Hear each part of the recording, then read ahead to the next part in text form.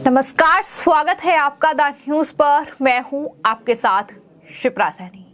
राजस्थान विधानसभा चुनावों के लिए आज शाम चुनाव प्रचार थम जाएगा और नेताओं की बयानबाजी पर भी ब्रेक लग जाएगा। लेकिन इससे पहले ऐसा लगता है कि अशोक गहलोत, जो कि मुख्यमंत्री हैं राजस्थान के, उन्हें दरअसल इन चुनावों में हार का डर सता रहा है। और यही वजह है कि राजस्थान के मुख्यमंत्री अशोक गहलोत का एक बेहद चौंकाने वाला बयान सामने आया है। अशोक गहलोत ने यह कहा है कि अगर आप गुजराती की बात मानोगे तो मैं कहां जाऊंगा, मैं आपका हूं, मैं आपसे दूर नहीं हूं, मैं कहां जाऊंगा। ये अपील जो है वो राजस्थान के लोगों से, जो मुख्यमंत्री हैं अशोक गहलोत, उनकी तरफ से की गई है।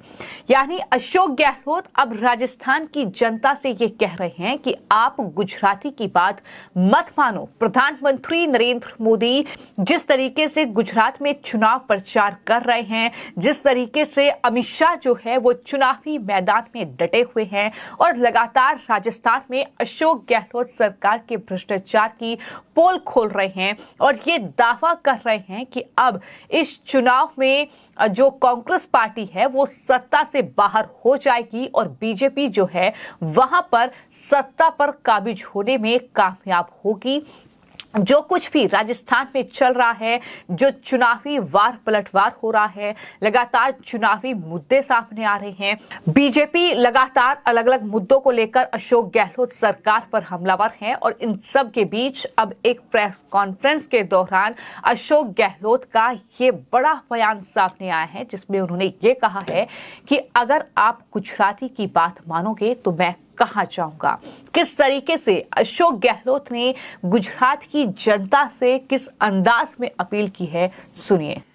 जब मैं इंचार्ज था वहां पर गुजरात के अंदर 17 के अंदर, प्रधानमंत्री जो अभिनेता भी तो है, जिस रूप में अभिनय करते हैं वो,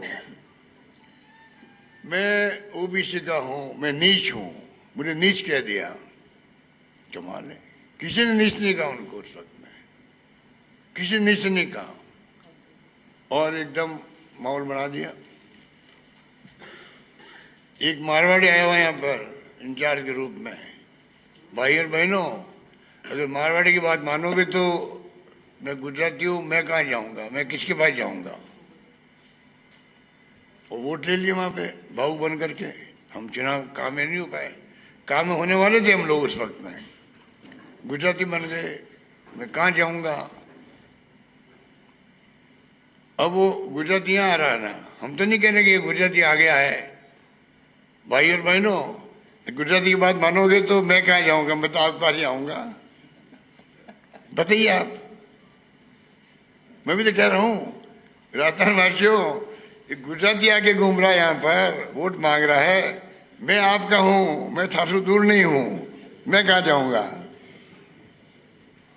सवाल ये है, अब कह दिया कि मैं गारंटी देता हूं चौथी बार मुख्यमंत्री नहीं बनेगा, अगली बार मुख्यमंत्री वापस नहीं बनेंगे। ये भविष्यवक्ता है क्या? खुद तो भविष्यवाणी कर रहा है, अगली बार मैं ही प्राइम मिनिस्टर होऊंगा, मैं ही लाल किले पे आऊंगा, मैं ही योजना बनाऊंगा।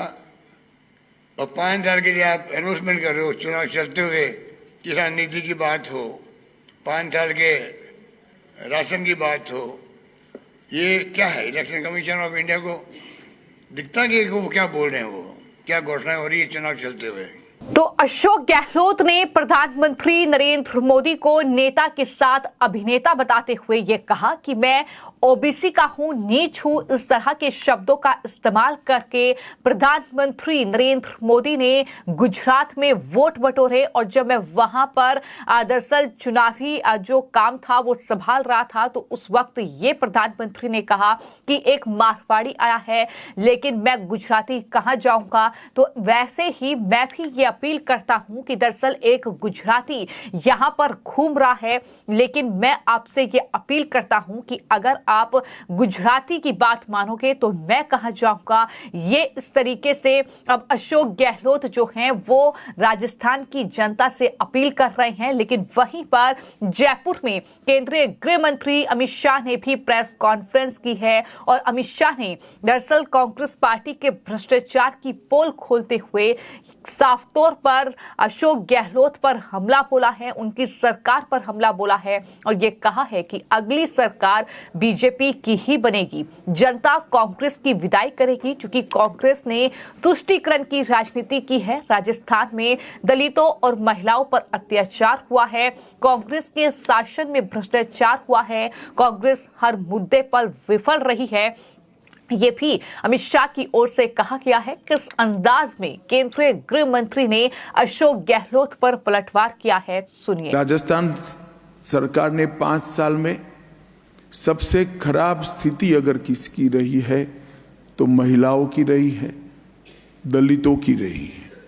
महिलाओं और दलितों पर अत्याचार के ढेर सारे मामले राजस्थान में अब देखने को मिलते हैं और गहलोत सरकार में तुष्टीकरण की राजनीति चरम सीमा पर।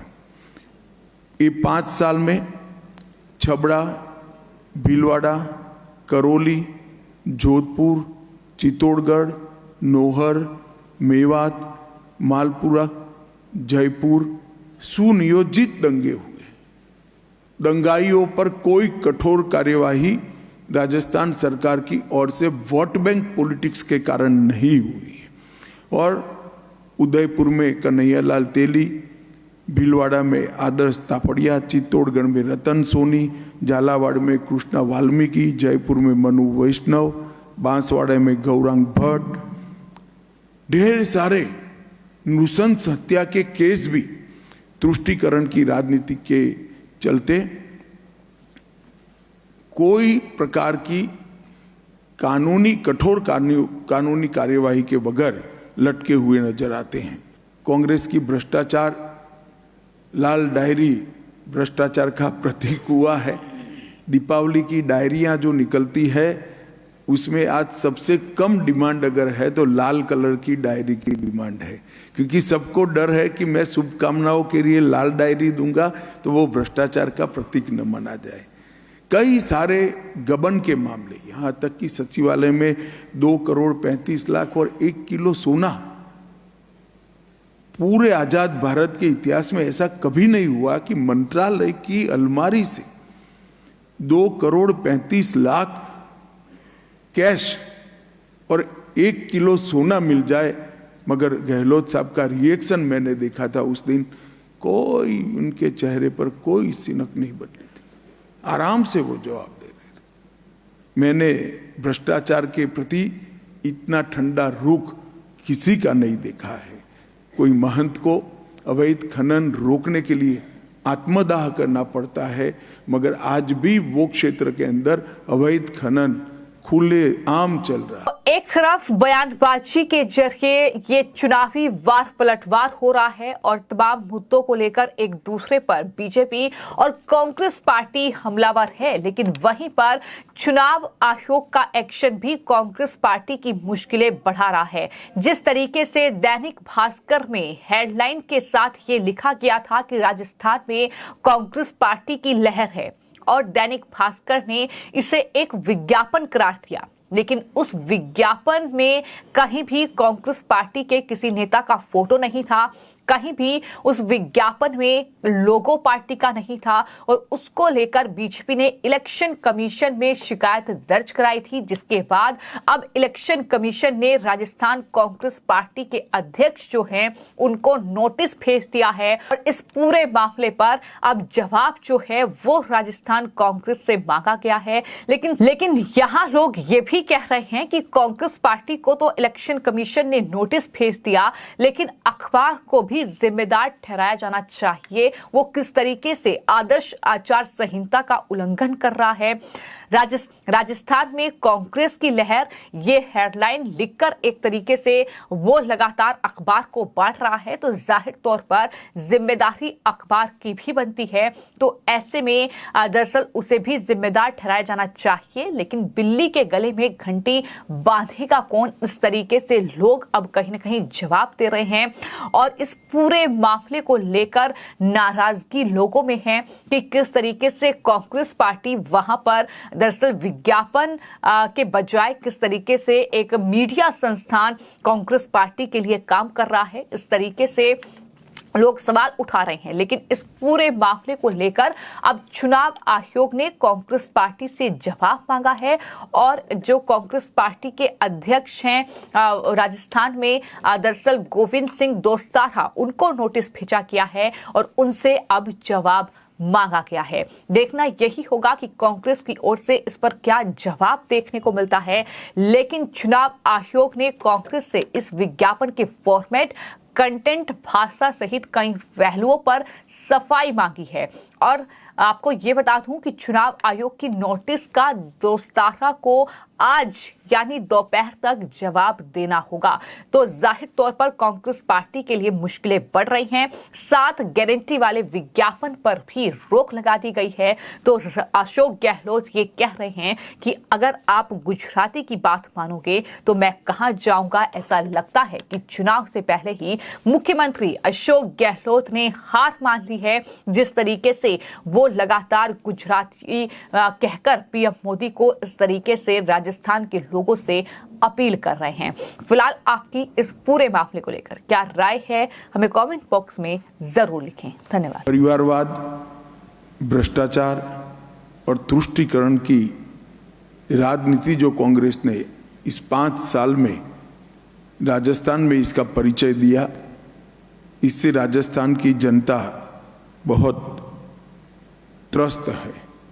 और उसके सामने भारतीय जनता पार्टी की नरेंद्र मोदी सरकार ने राजस्थान में करोड़ों लाभार्थियों को केंद्र की योजना का सीधा लाभ पारदर्शी तरीके से पहुंचाया है। और केंद्र की दर्जनों योजनाएं गांव और गरीब दोनों के फायदे के लिए राजस्थान में सीधा परिणाम देती हुई नजर आती है। मैंने कई बार आम सभाओं में कांग्रेस से सवाल किया, मगर मुझे जवाब नहीं मिला कि जब केंद्र में आपकी सरकार थी 10 साल तक, 2004 से 14, तब आपने राजस्थान के लिए क्या किया, उसका जवाब कांग्रेस पार्टी नहीं देती है। मैं आज इस प्रेस वार्ता के माध्यम से राजस्थान की जनता को बताना चाहता हूं कि ग्रांट इन एड और डिवैल्यूएशन फंड का अगर टोटल करें तो 2004 से 14 तक 2 लाख करोड़ रुपया कांग्रेस सरकार ने राजस्थान को दिया था। मतलब 10 साल में 2 लाख करोड़ रुपया। और भारतीय जनता पार्टी की सरकार ने ये 2 लाख करोड़ के सामने 9 साल में 8,70,000 करोड़ रुपया राजस्थान को देने का काम किया है, लगभग 4.5 गुना।